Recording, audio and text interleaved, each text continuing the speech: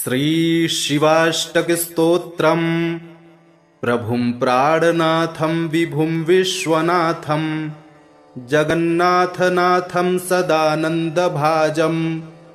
भवद्भव्यभूतेश्वरं भूतनाथं शिवं शङ्करं शम्भुमीशानमीडे गले रुण्डमालं तनौ सर्पजालं महाकालकालं गणेशाधिपालं जटाजूटगङ्गोत्तरङ्गैर्विशालं शिवं शङ्करं शम्भुमीशानमीडे मुदामाकरं मण्डनं मण्डयन्तं महामण्डलं भस्मभूषाधरं तम् अनादिं ह्यपारं महामोहमारं शिवं शङ्करं शम्भुमीशानमीडे वटाधोनिवासं महाट्टाट्टहासं महापापनाशं सदा सुप्रकाशं गिरीशं गणेशं सुरेशं महेशं शिवं शङ्करं शम्भुमीशानमीडे गिरीन्द्रात्मजा सङ्गृहीतार्धदेहं गिरौ संस्थितं सर्वदा सन्नगेहं परब्रह्म ब्रह्मादिभिर्वन्द्यमानं शिवं शङ्करं शम्भुमीशानमीडे कपालं त्रिशूलं कराभ्यां दधानं पदाम्भोजनं रायकामं ददानं बलिवर्दयानं सुराणां प्रधानं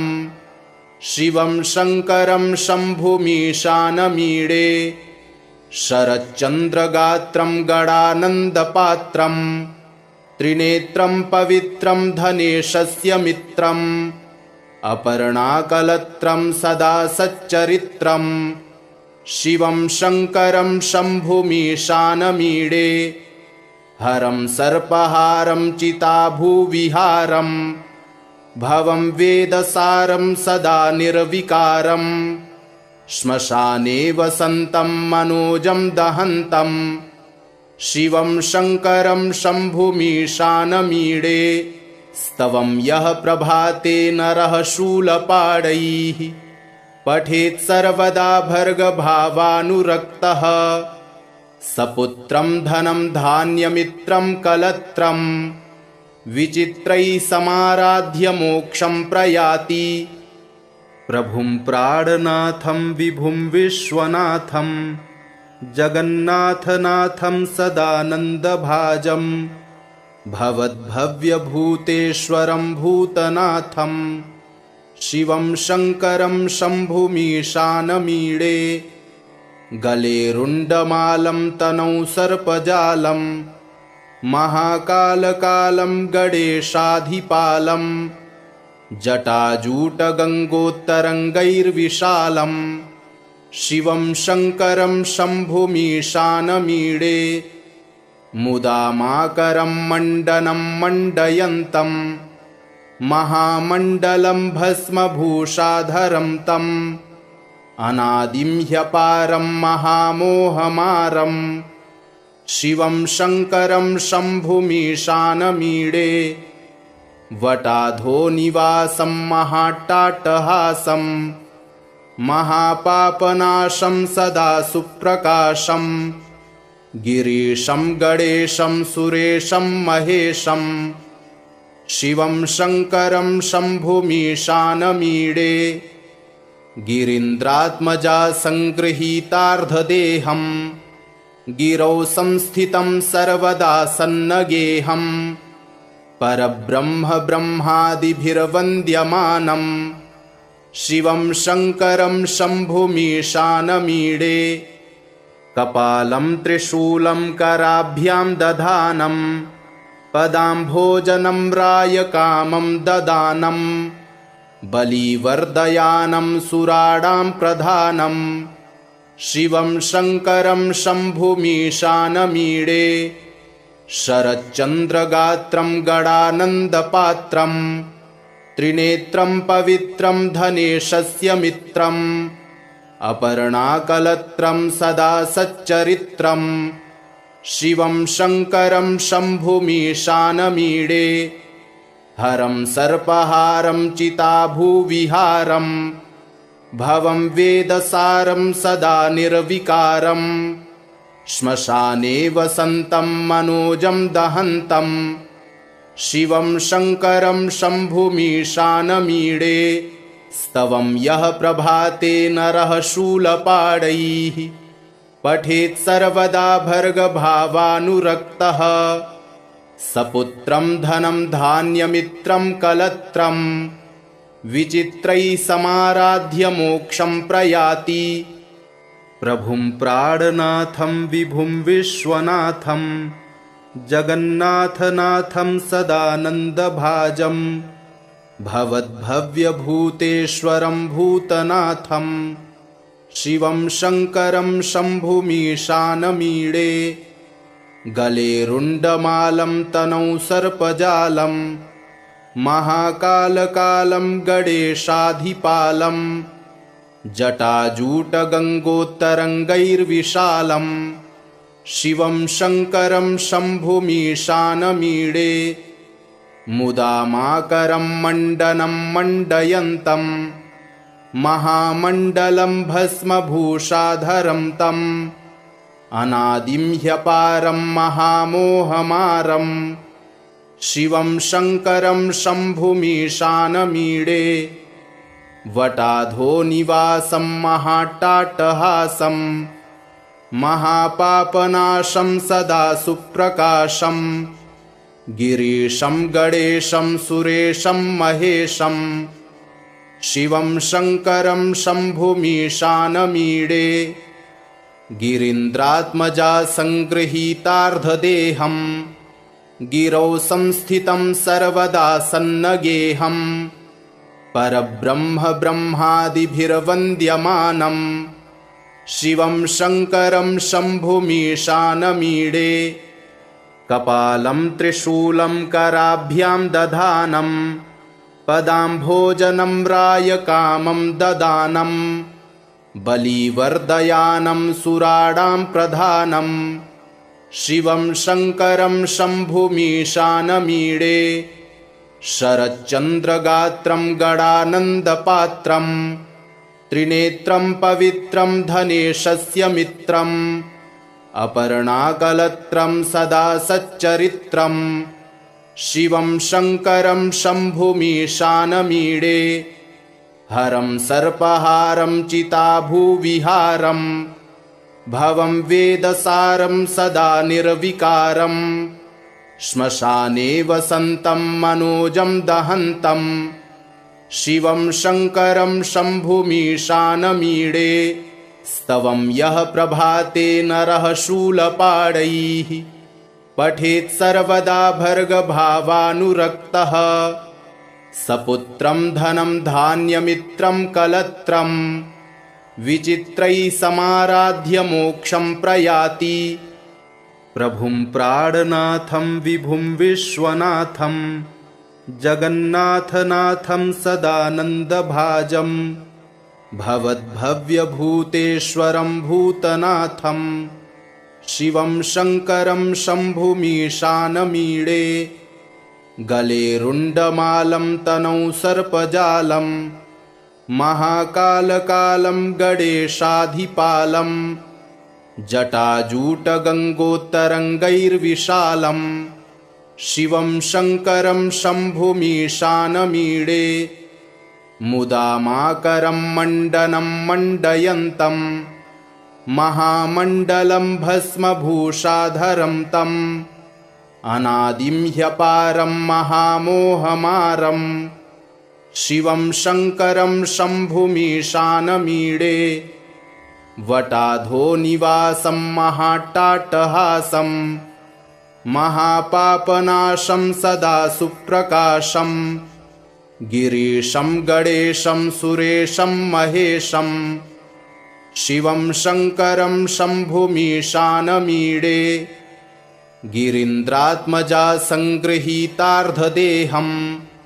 गिरौ संस्थितं सर्वदा सन्नगेहं परब्रह्म ब्रह्मादिभिर्वन्द्यमानं शिवं शङ्करं शम्भुमीशानमीडे कपालं त्रिशूलं कराभ्यां दधानं पदाम्भोजनं रायकामं ददानं बलिवर्दयानं सुराणां प्रधानं शिवं शङ्करं शम्भुमीशानमीडे शरच्चन्द्रगात्रं गणानन्दपात्रं त्रिनेत्रं पवित्रं धनेशस्य मित्रम् अपर्णाकलत्रं सदा सच्चरित्रं शिवं शङ्करं शम्भुमीशानमीडे हरं सर्पहारं चिताभुविहारं भवं वेदसारं सदा निर्विकारं श्मशाने वसन्तं मनोजं दहन्तं शिवं शङ्करं शम्भुमीशानमीडे स्तवं यः प्रभाते नरः शूलपाणैः पठेत् सर्वदा भर्गभावानुरक्तः सपुत्रं धनं धान्यमित्रं कलत्रं विचित्रैः समाराध्य मोक्षं प्रयाति प्रभुं प्राणनाथं विभुं विश्वनाथं जगन्नाथनाथं सदानन्दभाजं भवद्भव्यभूतेश्वरं भूतनाथं शिवं शङ्करं शम्भुमीशानमीडे गले रुण्डमालं तनौ सर्पजालं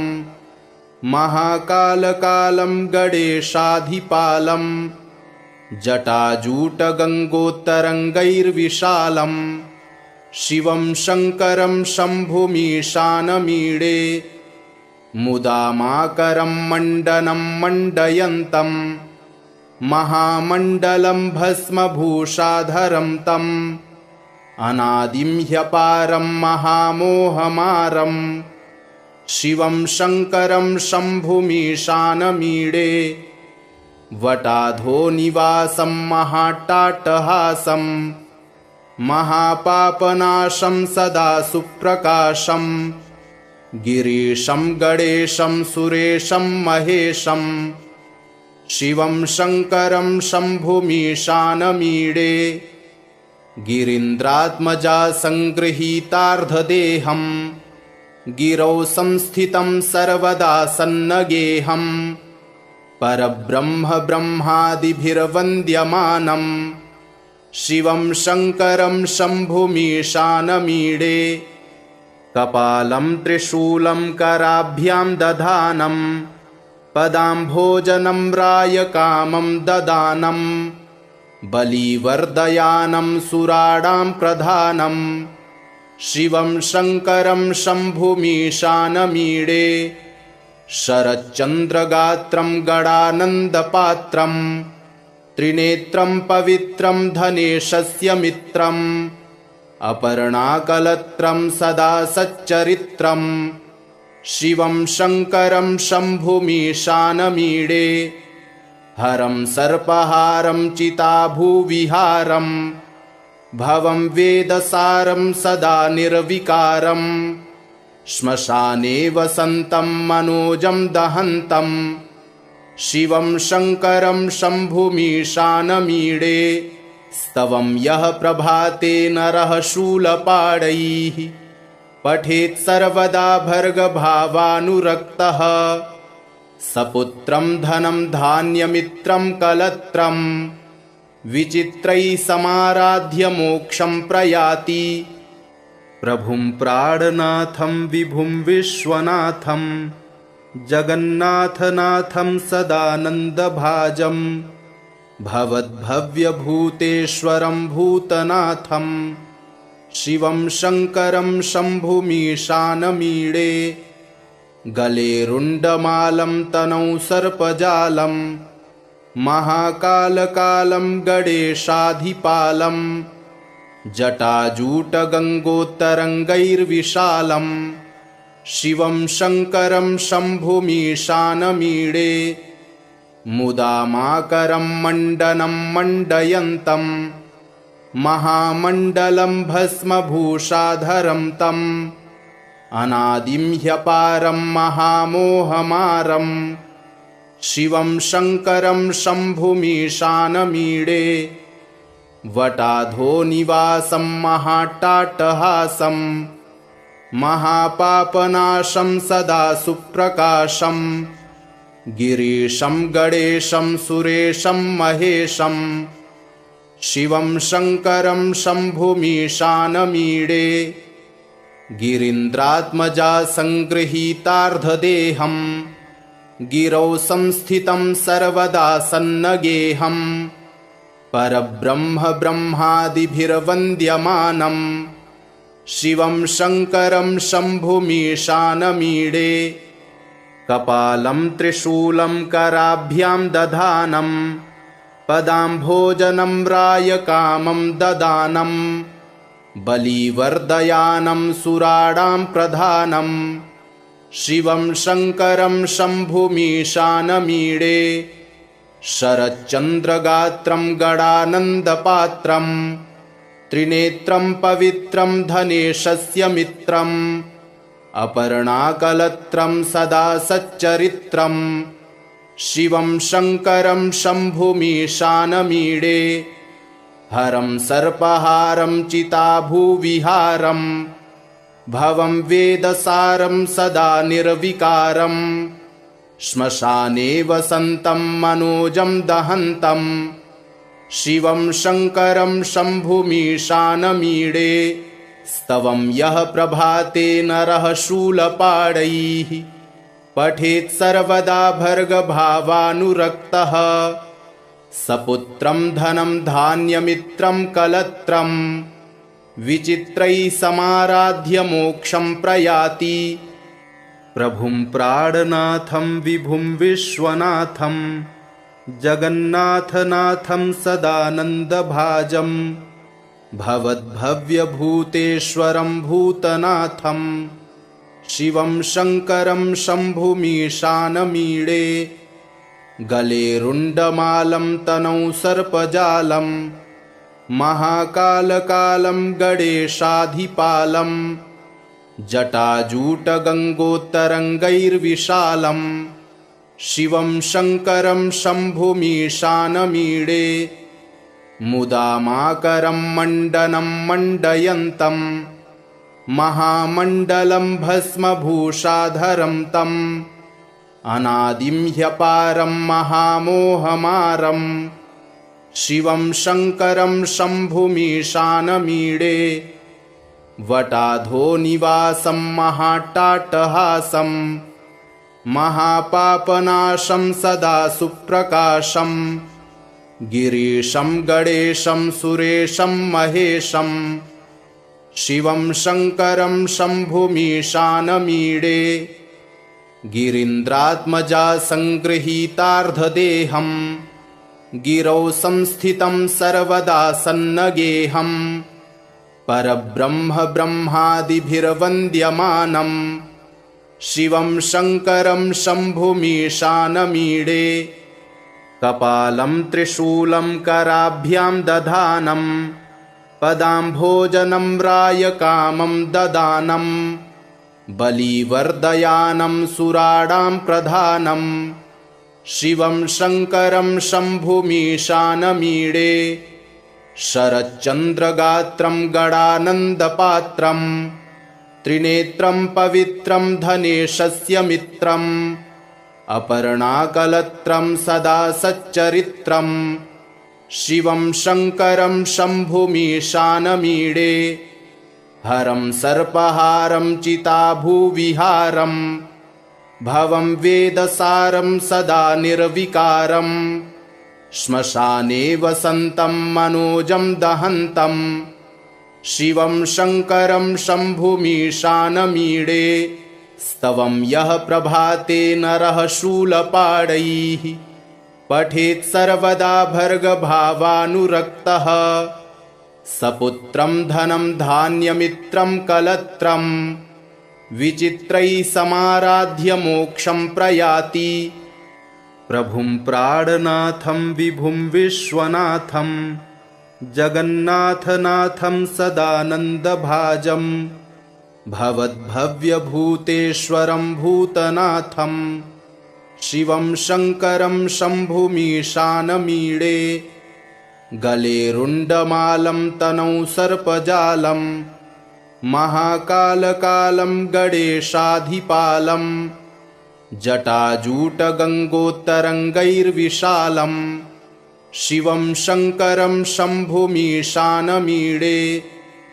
मुदामाकरं मण्डनं मण्डयन्तं महामण्डलं भस्मभूषाधरं तम्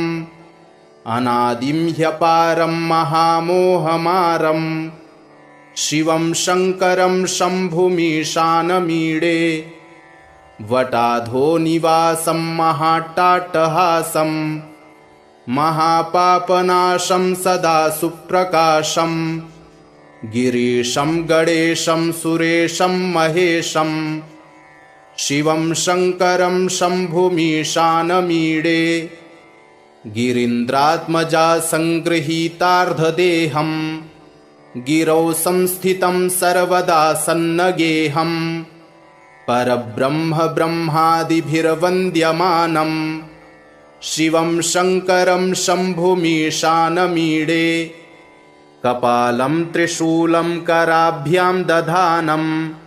पदाम्भोजनं रायकामं ददानं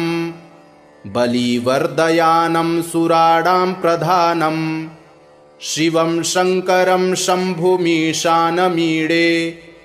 शरच्चन्द्रगात्रं गणानन्दपात्रं त्रिनेत्रं पवित्रं धनेशस्य मित्रम् अपर्णाकलत्रं सदा सच्चरित्रं शिवं शङ्करं शम्भुमीशानमीडे हरं सर्पहारं चिताभूविहारं भवं वेदसारं सदा निर्विकारं श्मशाने वसन्तं मनोजं दहन्तं शिवं शङ्करं शम्भुमीशानमीडे स्तवं यः प्रभाते नरः शूलपाणैः पठेत् सर्वदा भर्गभावानुरक्तः सपुत्रं धनं धान्यमित्रं कलत्रं विचित्रैः समाराध्य मोक्षं प्रयाति प्रभुं प्राणनाथं विभुं विश्वनाथं जगन्नाथनाथं सदानन्दभाजं भवद्भव्यभूतेश्वरं भूतनाथं शिवं शङ्करं शम्भुमीशानमीडे गले रुण्डमालं तनौ सर्पजालं महाकालकालं गणेशाधिपालं जटाजूटगङ्गोत्तरङ्गैर्विशालं शिवं शङ्करं शम्भुमीशानमीडे मुदामाकरं मण्डनं मण्डयन्तं महामण्डलं भस्मभूषाधरं तम्